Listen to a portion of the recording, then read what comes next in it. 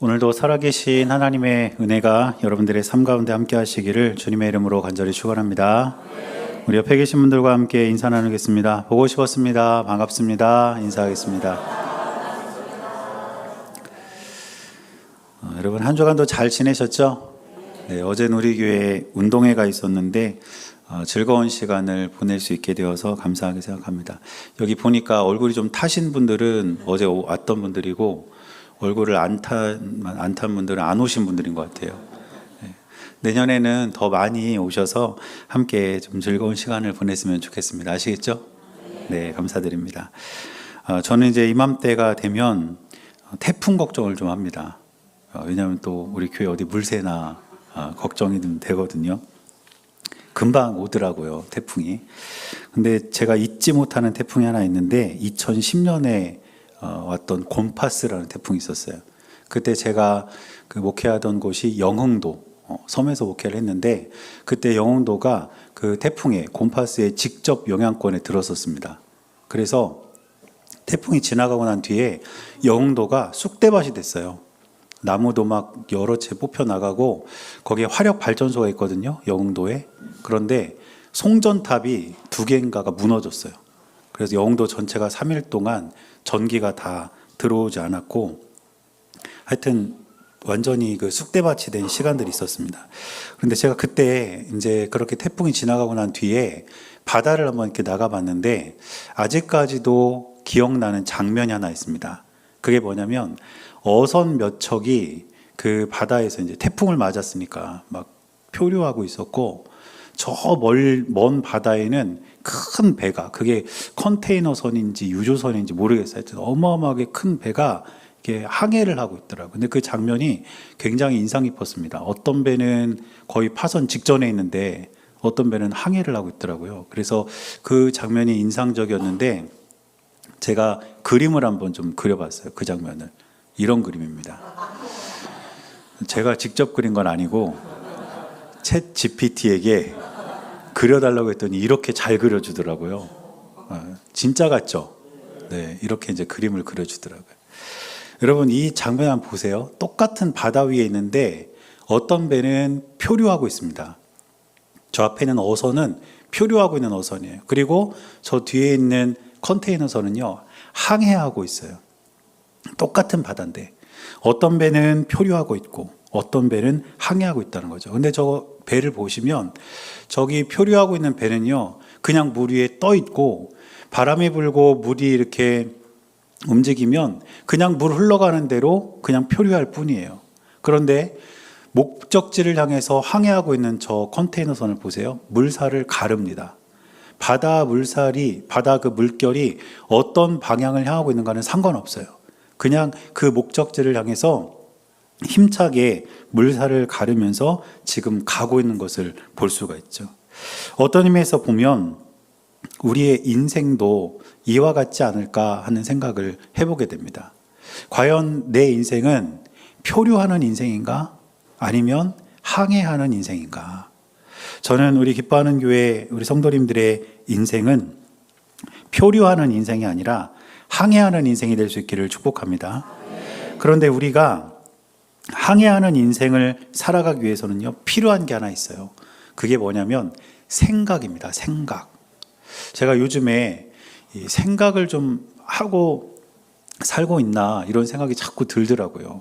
그래가지고 관련된 책도 좀 읽고 뭐 그랬는데 이런 말들이 있었습니다. 생각하는 대로 살지 않으면 사는 대로 생각하게 된다. 여러분 이 말 들어보셨나요? 내가 생각하는 대로 살지 않으면 내가 사는 대로 생각하게 된다는 거예요. 그만큼 생각하는 삶이 중요합니다.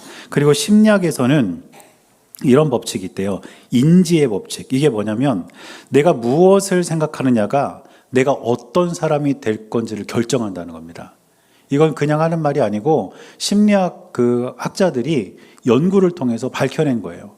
내가 과연 어떤 생각을 하고 살아가느냐, 이게 내가 어떤 사람이 되느냐를 결정한다는 거죠. 그러니까 그만큼 이 생각이 참 중요한 것입니다. 그런데 성경을 보면 이 성경에서도 생각에 관해서 언급하는 내용들이 꽤 많아요. 그리고 하나님께서 이 생각의 중요성을 우리에게 많이 가르쳐 주셨습니다. 특별히 성경에는 이 생각이라는 단어가 마음이라는 단어로도 같이 번역이 되는데, 예를 들면 로마서 12장 2절을 보면 이런 말씀이 있습니다. 너희는 이 세대를 본받지 말고 오직 마음을 새롭게 함으로 변화를 받아, 이런 말씀이 있어요.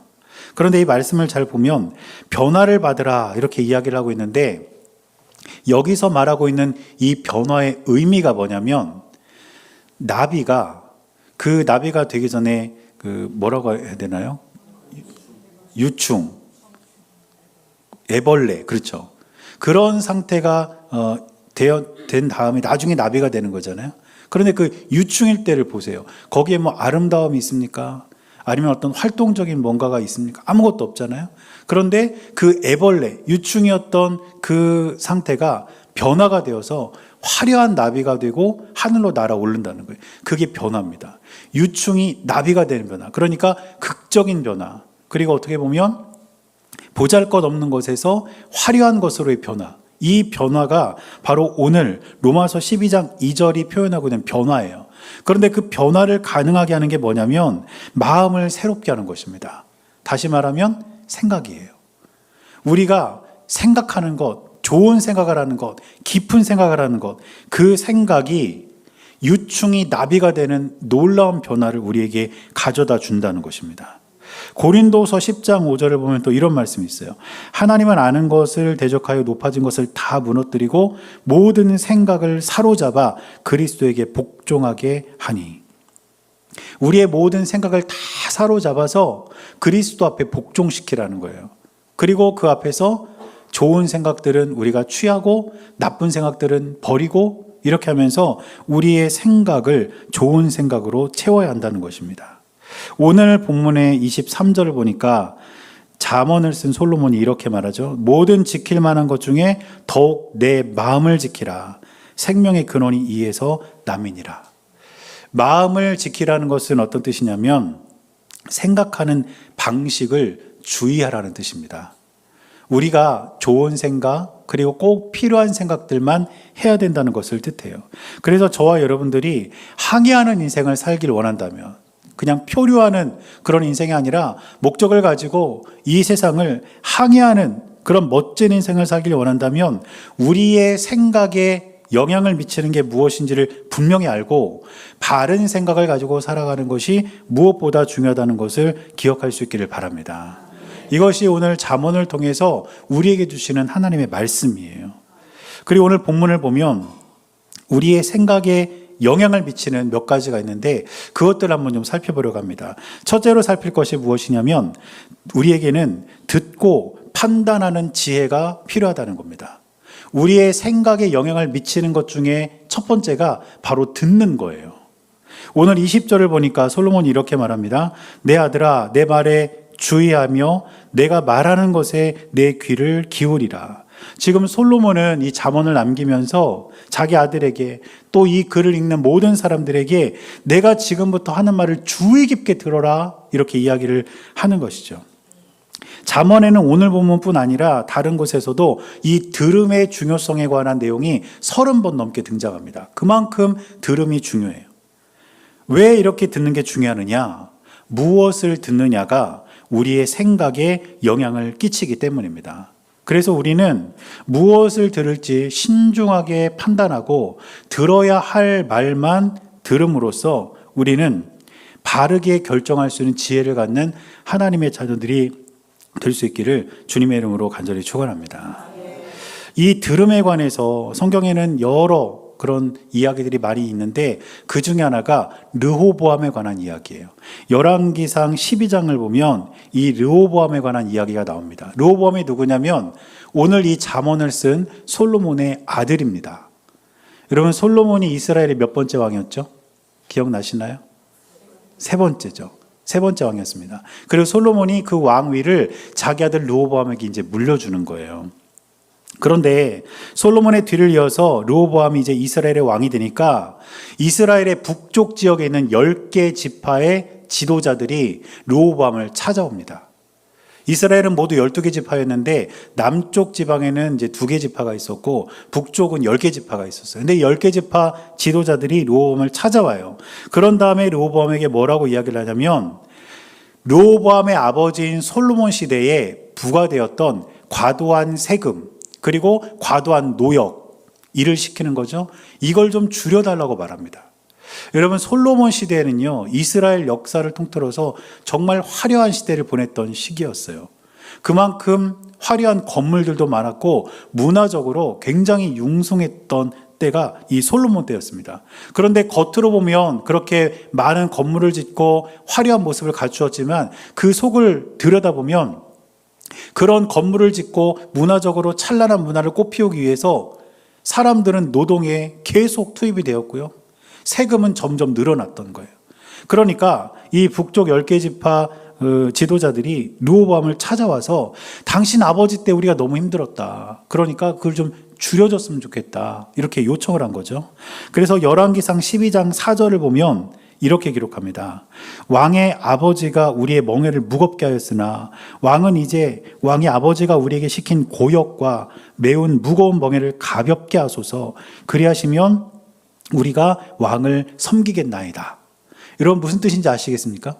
르호보암에게 찾아와서 임금님, 당신 아버지가 우리에게 세금도 많이 걷어가고 일도 많이 시켰는데 그거 조금만 줄여주시면 우리가 더 충성스럽게 당신을 섬기겠습니다. 이렇게 요청한 거예요. 이때 르호보암이 이 제안을 듣고 3일 후에 답을 주겠다고 이야기한 뒤에 궁전 안에 있는 두 그룹에게 이 일에 대해서 조언을 구합니다.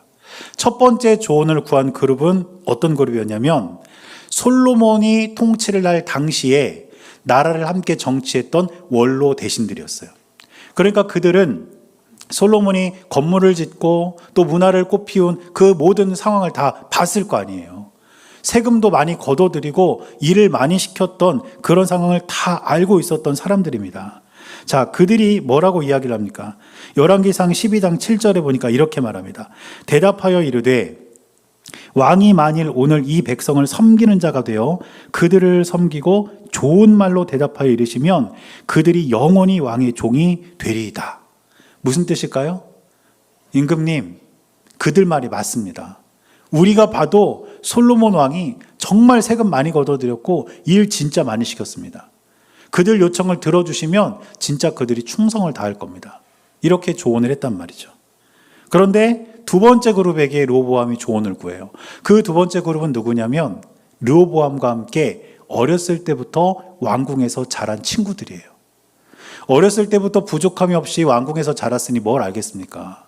그들에게 조언을 구하였을 때 이들이 뭐라고 대답하냐면 열왕기상 12장 11절에 이렇게 말합니다. 내 아버지께서 너희에게 무거운 멍에를 매게 하였으나 이제 나는 너희의 멍에를 더욱 무겁게 할지라. 내 아버지는 채찍으로 너희를 징계하였으나 나는 전갈 채찍으로 너희를 징계하리라 하소서. 이건 무슨 말입니까?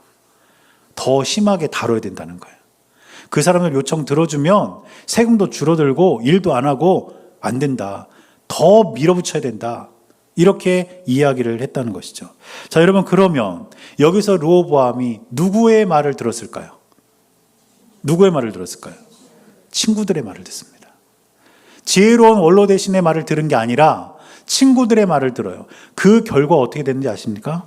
나라가 분열이 되었어요. 이 일이 결정적인 계기가 되어서 이스라엘은 북쪽의 북이스라엘과 남쪽의 남유다로 분열되는 비극을 맞이하게 되었다는 것이죠. 여러분, 우리가 어떤 말을 듣느냐가 이만큼 중요해요. 그리고 그 말을 우리가 듣고 판단하는 지혜가 우리에게 있어야 합니다. 그러므로 저와 여러분들은 우리가 듣는 말이 우리의 생각에 영향을 끼친다는 것을 꼭 기억하고 우리가 듣는 말을 잘 분별해서 지혜롭게 판단할 수 있는 은혜가 여러분들에게 있게 되시기를 축복합니다. 그런데 여러분, 우리가 들어야 될 말들 중에 사람들의 지혜로운 말들도 있겠지만 우리가 반드시 들어야 할 말이 있습니다. 그게 뭐겠습니까? 하나님의 말씀이에요. 여러분, 왜 우리가 하나님의 말씀을 들어야 할까요? 하나님의 말씀은 믿음과 구원의 출발점이기 때문입니다. 로마서 10장 17절을 보면 이렇게 기록합니다. 그러므로 믿음은 들음에서 나며 들음은 그리스도의 말씀으로 말미암았느니라. 믿음은 들음에서 난다. 즉 우리가 그리스도의 말씀을 들을 때 믿음이 생기고 그 믿음으로 말미암아 구원의 길을 걷는 거예요. 그러므로 우리가 반드시 들어야 할 말씀은 하나님의 말씀이라는 사실을 기억하시길 바랍니다. 그러면 그 말씀이 이렇게 신앙적으로만 중요하냐? 아닙니다. 시편 119편 105절을 보면 이렇게 기록합니다. 주의 말씀은 내 발의 등이요 내 길의 빛이니이다. 하나님의 말씀은 우리의 일상생활에 있어서도 우리가 살아갈 삶의 방향을 결정하고 우리가 살아가는 삶에 있어서 힘과 용기를 주신다는 사실을 잊지 마시길 바랍니다. 그래서 우리는 이 하나님의 말씀을 항상 듣고 하나님의 말씀을 들음으로써 우리의 생각이 바른 생각, 좋은 생각으로 형성이 되어서 멋지게 항해하는 인생을 살아가는 저와 여러분들이 될 수 있기를 주님의 이름으로 간절히 축원합니다. 두 번째는 무엇을 보느냐가 차이를 만든다는 사실을 우리가 알아야 됩니다. 그러니까 첫 번째 중요한 게 들음이라면 두 번째 중요한 것은 보는 거예요. 오늘 25절을 보니까 솔로몬이 이렇게 쓰고 있습니다. 내 눈은 바로 보며 내 눈꺼풀은 내 앞을 곧게 살펴라. 무슨 뜻이냐면 봐야 할 것만 봐야 된다는 거예요. 보지 말아야 될 것은 보지 말아야 된다는 거죠. 그리고 보는 것을 통제할 줄 알아야 된다는 겁니다. 그냥 무조건 계속 볼 것이 아니라 그 보는 것을 통제할 수 있는 분별력, 그런 어떤 절제력이 있어야 된다는 거죠. 이어서 26절을 보니까 이렇게 또 기록하죠. 내 발이 행할 길을 평탄하게 하며 내 모든 길을 든든히 하라. 무슨 뜻입니까? 보는 것으로 인해서 좋은 것을 보고 보는 것을 잘 분별함으로 인해서 우리의 삶에 좋은 영향력이 있게 하라는 거예요. 그만큼 보는 것이 생각에 영향을 미치고 삶에 영향을 미친다는 것을 우리에게 강조하는 것입니다. 여러분, 이 보는 것이 생각으로 이어지는 것을 가장 잘 설명하고 있는 것이 창세기 3장에 있는 선악과 사건입니다. 여러분이 이 사건을 다 기억하실 거예요. 그런데 창세기 3장 6절을 보면 보는 것이 어떻게 생각으로 이어지는가가 아주 선명하게 나와 있습니다. 말씀을 한번 읽어보겠습니다. 창세기 3장 6절입니다. 여자가 그 나무를 본즉 먹음직도 하고 보암직도 하고 지혜롭게 할 만큼 탐스럽기도 한 나무인지라. 여자가 그 열매를 따먹고 자기와 함께 있는 남편에게도 주매 그도 먹은지라. 하와가 뱀의 꿰매 넘어가서 지금 선악을 알게 하는 나무를 봤어요. 그 나무를 보니까 어떻게 됐습니까? 그 열매가 맛있게 생겼고 보기에도 참 예쁘고 그 열매를 갖고 싶을 만큼 그렇게 탐이 난다는 생각을 하게 되었다는 거예요. 이런 생각을 하게 된 첫 출발이 뭐냐? 그 선악을 알게 하는 나무를 보는 것. 본 것 때문에 이런 생각이 하와의 머릿속으로 들어오게 되었다는 것입니다. 그러므로 우리가 무엇을 보느냐는 우리의 생각에 정말 큰 영향을 미친다는 것을 여러분 꼭 기억할 수 있기를 바랍니다. 여러분, 우리가 살아가는 세상을 보면 진짜 볼 게 많죠. 볼 게 너무너무 많지 않으세요? 우리 시대의 가장 큰 변화가 뭐냐면요, 스크린을 보는 시간이 획기적으로 늘어났다는 거예요. TV, 스마트폰, 태블릿 이런 걸 보는 시간이 불과 10년 전과 비교해봐도 어마어마하게 늘어났습니다. 지금 TV는 24시간 방송이 계속 나오지 않습니까? 여러분들은 다 주무시니까 모르시겠지만 24시간 나와요. 채널도 엄청나게 많습니다. 저도 저희 집 TV를 이렇게 돌려보면요, 그 화살표를 계속 누르면 채널이 계속 올라가요. 그러면서 뭐 별게 다 나와요. 뭐 낚시하는 TV도 나오고 바둑 두는 TV도 나오고 또 한참 누르니까 불교 방송도 나오고 별게 다 나오더라고요. 그런데 여러분 한 30년 그 전으로 한번 돌아가 보세요. 그때 채널은 제 기억에 5개를 안 넘었습니다. MBC, KBS, SBS. SBS도 나중에 생긴 거 아니에요. 그 다음에 EBS. 이 정도밖에 없었던 것 같아요. 그리고 11시인가 12시가 되면 TV에서 애국가가 나왔어요. 그렇죠? 그런 다음에 애국가가 끝나면 뭐가 나왔습니까? 방송이 끝나는 거예요. 그리고 다시 이제 새벽녘이 되면 뭐가 나오죠? 애국가. 애국가가 나오면서 다시 그날 방송이 이제 시작이 되는 거예요. 그런 시절이 불과 30년 뭐 이 정도밖에 안 됐습니다. 그런데 지금은 너무너무 많이 바뀌었죠. 우리나라 스마트폰 보급률이 97%래요. 그러니까 글자를 못 읽는 애기들 빼고는 다 들고 있는 거예요. 지금 여기서만 딱 봐도 도하 빼고는 다 갖고 있는 것 같아요, 지금. 그렇지 않나요? 해나도 없나요? 해나, 도하 2명 빼고 없어요, 지금. 그러니까 97%가 맞죠. 확률로 따지면. 그 정도 되는 것 같아요. 그런데 문제는요, 이런 과도한 스크린 사용이 미치는 영향이 있답니다. 이걸 우리가 계속 들여다보면 영향이 있다는 거예요. 어떤 영향이 있느냐? 비만, 수면장애, 정신질환, 그리고 사회적 성장의 저해, 이런 어떤 영향력이 있다는 거예요. 그리고 보는 것을 이제 연구한 사람들이 있는데, 이 연구에 의하면 노출의 법칙이라는 법칙이 있습니다. 이게 뭐냐면 우리에게 가장 많이 노출된 것이 우리 생각을 결정한대요. 그러니까 우리가 가장 많이 보는 것이 우리의 생각을 결정하고 그 생각을 행동으로 옮기게 만든다는 거예요. 여러분, 이걸 잘 활용한 게 뭔지 아세요? 홈쇼핑입니다. 계속 들어주는 거예요. 계속. 프라이팬 하나 얹어놓고 계속 고등어 굽는 거예요. 그럼 어느 순간 버튼을 누르고 있는 나를 발견하게 될 거예요. 그렇게 많이 노출이 되면 결국 그게 우리의 생각을 지배하고 우리의 행동으로 이어진다는 것이죠. 그리고 누적의 법칙이라는 게 있습니다. 이게 뭐냐면요, 당장은 표시가 나지 않지만 이게 반드시 영향을 미치게 된다는 거예요. 지금 내가 스마트폰 보는 거, TV 보는 거, 태블릿 보는 거 지금 당장은 별로 모르겠어요. 잘 차이도 모르겠고 티도 안 나요. 그런데 이게 나중에는 영향을 반드시 가져온다는 것입니다. 그래서 이 누적의 법칙이 이런 어떤 보는 것뿐만이 아니라 우리의 어떤 삶의 전반적인 영역에 영향을 미친다고 그래요. 가만히 생각해 봤더니 그런 것 같아요. 여러분 믿기지 않겠지만 제가 20대 때는요 63kg였습니다. 안 믿겨지시죠? 날라다녔어요. 그때는 진짜. 저 스스로도 내 몸에 날개가 있지 않나 싶을 정도로 날라다녔던 그런 시절이 있었어요. 근데 지금 제가 숫자 8과 싸우고 있습니다. 밥을 좀 이렇게 먹으면 앞에 8자리가 보이고요.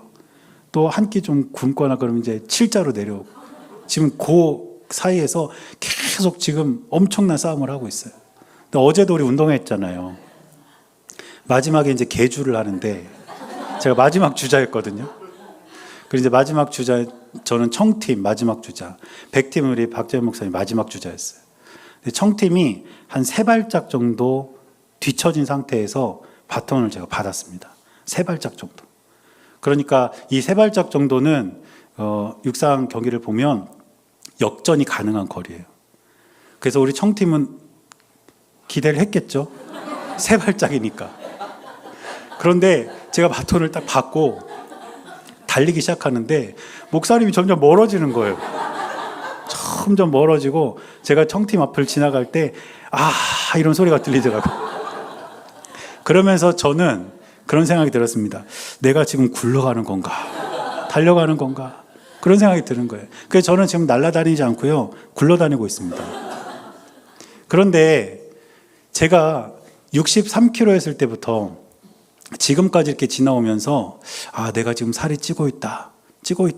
이걸 느꼈을까요? 못 느꼈어요, 여러분. 못 느꼈습니다. 제가 63kg였을 때부터요, 1년이 지나고 2년이 지나고 계속 지나면서 살이 찌고 있다는 느낌을 받은 적이 단 한 번도 없어요. 그런데 어느 날 보니까 체중계의 바늘이 팔자를 가르치고 있다는 거예요. 이게 누적의 법칙이에요. 몰라요, 평소에는. 그런데 나중에 지나고 보면 분명히 영향이 있다는 거예요. 그게 바로 스크린 사용에도 해당이 되는 것입니다. 지금 내가 스마트폰 보는 거 별거 아닌 것 같죠? TV 많이 보는 거 별거 아닌 것 같죠? 나중에 그거에 대한 영향력이 반드시 나타난다는 겁니다.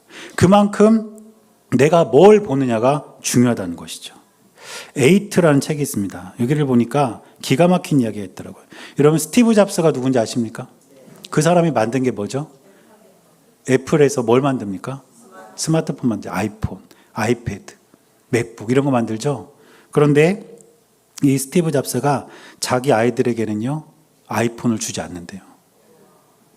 정말 기가 막힌 노릇 아니에요? 그거 만들어가지고 돈을 어마어마하게 번 사람이 자기 애들한테는 그걸 안 줘요. 대신 뭘 주는지 아세요? 백과사전을 준대요. 백과사전. 책을 준다는 거예요. 스마트폰 들여다보지 말고 책을 봐야 된다. 그래야 너희들이 나중에 스마트폰 보는 사람들을 지배할 수 있는 거야. 이게 스티브 잡스의 무서운 가르침입니다. 여러분, 우리들도 이제는 봐야 하는 걸 결정해야 돼요. 내가 무엇을 보느냐가 내 생각에 영향을 미치고 그것이 표류하는 인생을 살 것인가 항의하는 인생을 살 것인가를 결정한다면 지금 내가 뭘 봐야 할지를 결정해야 된다는 거예요. 근데 지금 너무너무 세상이 많이 바뀌어서 이거를 못 보게 할 수는 없는 것 같아요. 우리 아이들에게도.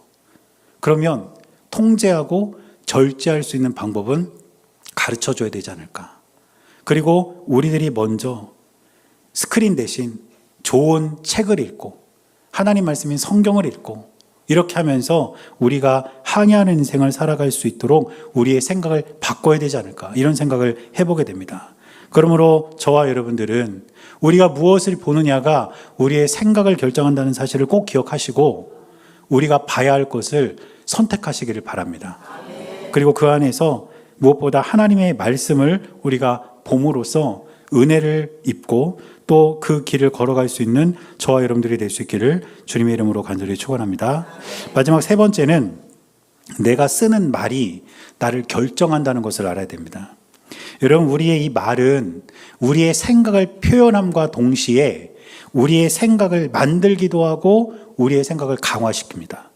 무슨 뜻이냐면 듣는 것과 보는 것이 우리의 생각을 형성하면요, 그 생각은 가장 먼저 우리의 말을 통해서 드러나게 된다는 거예요. 그리고 내가 하는 말이 결국 내 생각을 규정합니다.